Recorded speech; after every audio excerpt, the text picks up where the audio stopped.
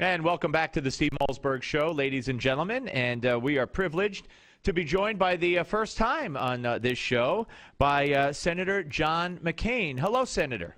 Hey, how are you, Steve? I am fine. Thank you so much for joining us. I really appreciate it. It's my pleasure. Well, you are just back from Afghanistan and Israel, and I certainly want to talk about that trip. But if I may, I'd like to start with what's going on in Iraq and the resurgence there, or the fact that Al-Qaeda is now winning battles, flying their flag over places like Fallujah. And there's been a lot of talk back and forth as to whether or not the U.S. has abandoned Iraq, and that if all the good that we had done there in the past is now gone for nothing.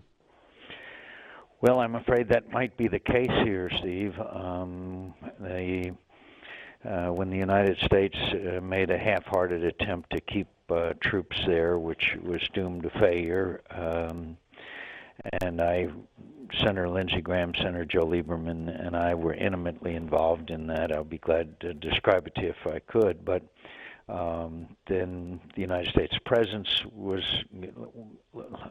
removed, increased Iranian influence. The situation began to deteriorate because Prime Minister Maliki went back to a very antagonistic behavior towards the Sunni in the Anbar area, and the situation deteriorated to the point where it is today, where now in the streets of Fallujah and Ramadi we have Al-Qaeda driving up and down the streets with black flags. And could I just point out to you that Fallujah was the second battle of Fallujah. 95 Marines and Army people were killed and 600 plus wounded. Probably the bloodiest encounter of the entire time we were in Iraq, and it's all now gone down the drain because of a failure of American leadership, but also a failure of Maliki to reconcile with Sunni rather than continue to persecute them. Yeah, we were just talking about that in the previous hour, the significance of Fallujah and what went on there. And of course, I don't think it's any accident that Al-Qaeda has elected to attack there and raise their flag there. It's very symbolic for them and unfortunately for us. So what do you advise if you were sitting in the White House? How would you turn this around, or what would you do to help the Iraqi troops? I know you probably wouldn't have left in the first place. Yeah, I wouldn't have left in the first place, but also, by the way, you know, the administration, it's been shameful the way they've described the situation. Let me quote you in March 2012. Remember, this is when the presidential re-election campaign, Anthony Blinken, he's now President Obama's Deputy National Security Advisor, gave a speech, and he said, quote, Iraq was less violent, more democratic, and more prosperous than at any time in recent history. You remember the line that he kept using, Al-Qaeda's on the run? Oh, yeah. Oh, yeah. Well, they're on the run, all right. They're on the run all over the Middle East. So the American people have been very badly deceived. First thing, I would demand that Maliki reach out to the Sunni, particularly in Anbar province, and have a reconciliation with them, put a bunch of these young men that are Sunnis back on the payroll, which is what General Petraeus did at the time of the Sunni awakening, as we called it, and reconcile with them. And then I would be giving them the military equipment that they need, such as Apache helicopters and some Hellfire missiles and stuff. But it isn't just hardware that Maliki needs. He's got to be a leader of the entire country, not just the Shias. Right. You see my point? Yeah, absolutely. All right, we're talking to Senator John McCain here on the Steve Malzberg Show, one of the most identifiable voices, I think, in the U.S. Senate, and I mean that in a good way. Senator, Afghanistan. I mean, you were just back from Afghanistan, and where are we headed in that country? Well, you have to look at all this in the context of the perception throughout the Middle East that the United States is weak and the United States is declining and the United States is leaving. And so Karzai, who cannot leave, is looking at his whole cards, and he's trying to figure out what's the best way to ensure his future and that of his country. So he's been holding back on a bilateral security agreement, which would, again, sort of like Iraq, which we failed to do. The SOFA, yeah. Yeah, that we didn't have an agreement there. We haven't got an agreement yet there. So part of Karzai's paranoia is based on certain facts. But he has been very recalcitrant. Senator Graham and I met with him for 2 hours, and I think satisfied a number of his concerns. I just hoped, by the way, the President of the United States has not spoken to Karzai since July. Well, we know he hasn't been talking to Kathleen Sebelius, so I don't know who he's talking to then. That's a good line. No, thank you. That's a good line. Thank you. But all I can say is that if we don't get this agreement with the Karzai and the Afghans, then you're going to see it go the same way as Iraq. And we told Karzai that because the Afghans do not have a lot of the capabilities that they need to defend themselves against the Taliban. They're good fighters, they're good soldiers, but they don't have hardly any air assets, and they don't have intelligence capabilities and a lot of the stuff that would be part of a agreement between the United States and Afghanistan. But have no doubt, my friend, that these are really bad times if you are a fan of the United States of America. Well, let me, if I may. There's a story just out in the Washington Post by Bob Woodward.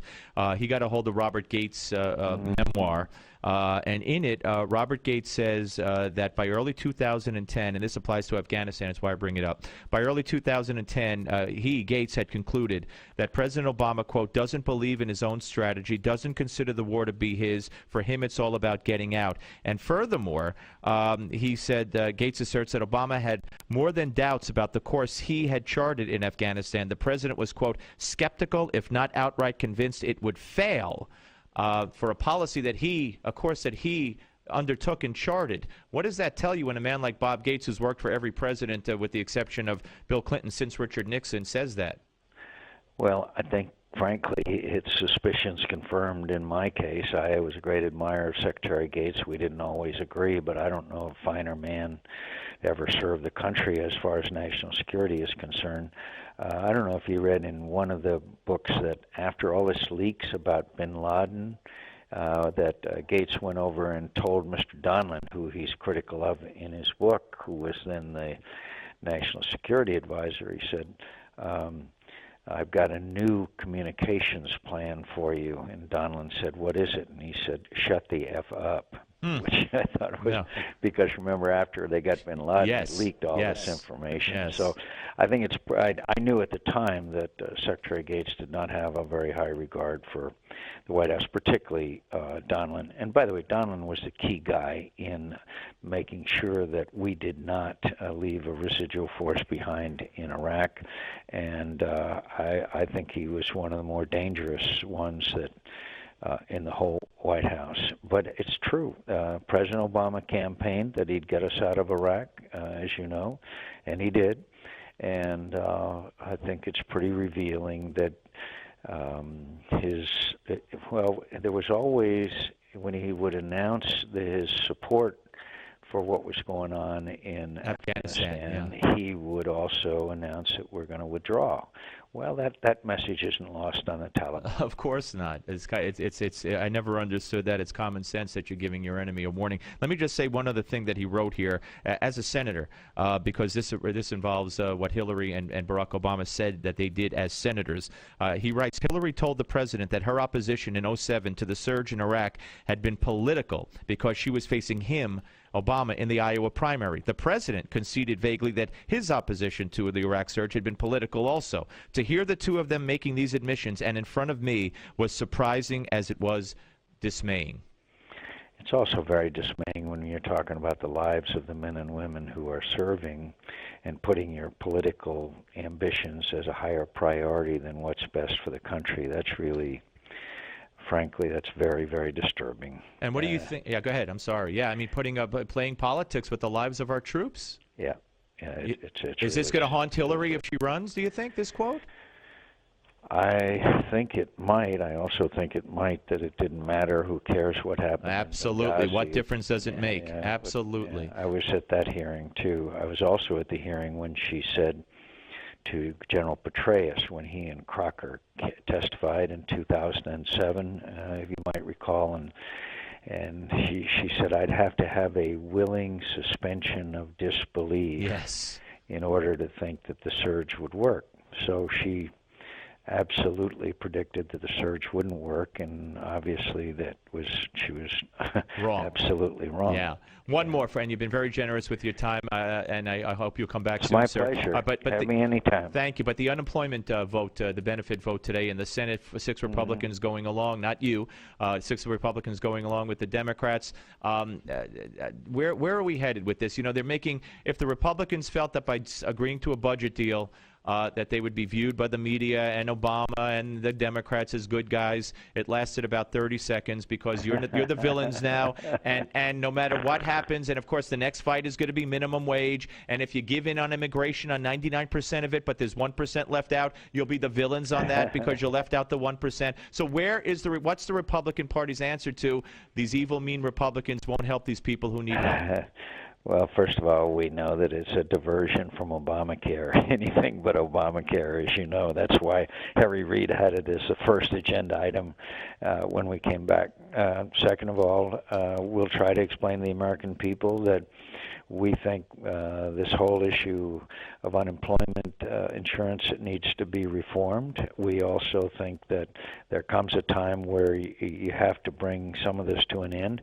And third of all, can't we cut spending someplace else and pay for this? Do we have to add another $6 billion to the debt, Steve? Yeah, no, and Ron Johnson was on a little while ago. He said that in the budget deal, there's a whole bunch of $25 billion discretionary spending. He said the Democrats, if they feel strongly enough, should take the $6 billion and put it towards that. Sure, absolutely. Now, sir, have you heard? Did you hear the Dennis Rodman confrontation with Chris Cuomo today? You know, yeah, I saw it. What do you make of the whole Rodman I affair? think the guy's, of course, I think he's an idiot, but it's dangerous idiot because he gives good propaganda to one of the most probably, arguably the most brutal, crazy man on earth, and that's this young man Kim Jong-un. And so Rodman has always been a wacko, as you know, but the fact that he's giving that, and he and his friends are giving good propaganda for this brutal dictator who had his uncle killed, had his ex-girlfriend shot, and supervises the biggest gulag on earth, a couple of 100,000 people that are living in the most terrible conditions. So it helps this two-bit dictator, and I wouldn't care what Dennis Rodman did, to tell you the truth. It doesn't bother me any, but what he's doing is helping this guy and giving him an increased prestige. He actually implied that's what's wrong. Yeah, he actually implied that the prisoner, the American prisoner in question, was being held there. He said to Chris Cuomo, "Do you know what he did? Do you know what he did?" In other words, he was implying that he did something. Committed a crime. Yeah, that he had committed a crime.